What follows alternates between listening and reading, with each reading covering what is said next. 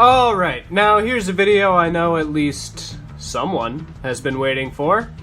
I hope. Well, whatever, we're doing it. This is going to be an overview of the Knights of the Tundra, the three builds you see standing before you: Bain, Snow Baron, and Windchill. Each one of these does have their own video looking at their engineering, transformation, and alternate modes, which we will not really be covering in this video. This video, like I did with Phobia and the Fang Gang, will be more of an overview of the team itself, getting into the personalities and relationships of the different members on the team. So, just like that other video, we are going to start by talking about just the team as a whole. Now, as I mentioned earlier, this is the Knights of the Tundra. This team was originally, it started with me wanting to build an elk. Someone suggested elk to me in a conversation one time, and for some reason, the idea of building an elk transformer made me very, very excited, and I knew I had to do it.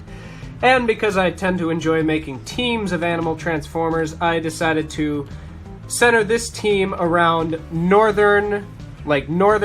American specifically, woodland animals. I am from Minnesota, so I very much enjoy northern woodlands. It's a place I've spent quite a bit of time, and I wanted to build a team to reflect that.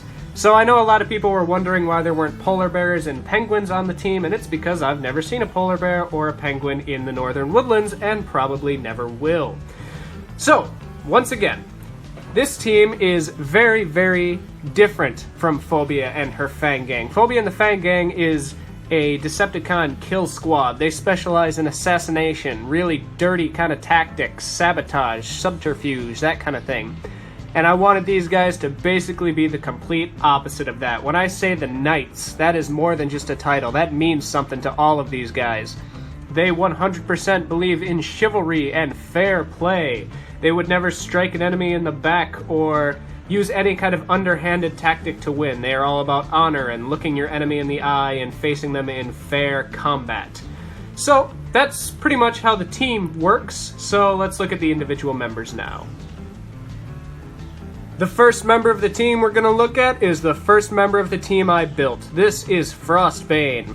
Bain, as you can see, transforms into this very large wolf, big enough that maybe you could call it a dire wolf, although that was not the original idea. Bain is a soldier. He believes in honor and duty, and that the job and the team come before anything else. He doesn't really speak very much, and he's not very humorous. He's pretty much just all business. He enjoys using his war hammer as his main weapon, and while most people think a war hammer is just for wild swinging and hacking, he's actually very, very skilled with it. He's almost developed his own martial art specifically built around using a war hammer, so he is very, very deadly in combat. The next member of the team is Windchill. Windchill turns into this large falcon that you see beside him. And while Bain may be a character of few words, Windchill is a character of even fewer. To put it bluntly, Windchill's a prick. He's, like I said, these guys do believe in chivalry and fair play, and Windchill is included in that, but boy, if he's not a jerk about it. He doesn't like to talk to anyone he considers lesser than himself. He holds himself in very, very high regards, and tends to avoid most others because he doesn't think they're as good as he is. He is quite good. With his rapier, he is incredibly skilled, but it doesn't help that he is incredibly unpleasant to talk to, in that he is just cold and mean and arrogant, and quite frankly, a lot of people really don't like him because of that, but Windchill does not seem to care. And almost the complete polar opposite of Windchill is his Lord Commander Snow Baron. Snow Baron is the leader of the Knights of the Tundra, and by far the most experienced. He is a veteran of over 1,000 battles. Each one he has come out without a scratch, because he is one of the mightiest warriors in the Autobot Legion. He is incredibly, incredibly prestigious to be leading this very high and mighty group of Autobots. But despite that, he refuses to let any of his high status go to his head. Autobots who talk with him between battles find him very, very friendly and jovial.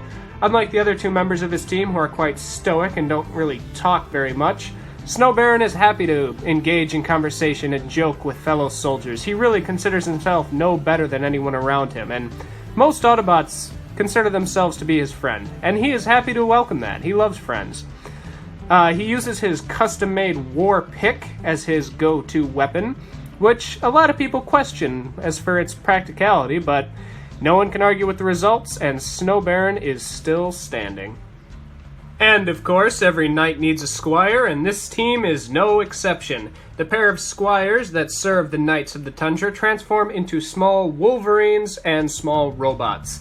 Their job includes maintaining weapons and also providing weapons in the heat of battle.